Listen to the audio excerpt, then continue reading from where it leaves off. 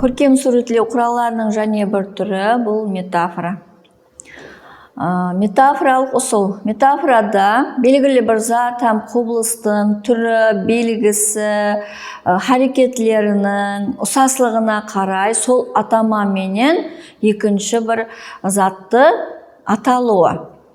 Есіңізде болса, мен теңеуде де айтқан едім. Ұсаслық тикарында екінші бір атама ұсаслық тикарында қайта аталады деп.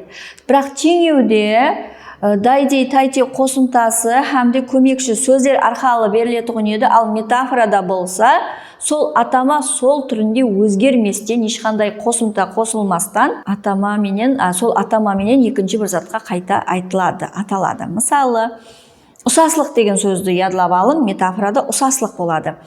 Мысалы, бет, жүз, көз, аяқ, бас, бел сөздерін алсақ болады. Жердің беті, кітаптың беті, емаса бас, жолдың басы, сөздің басы, жылдың басы, аяқ, жаптың аяғы, сөздің аяғы.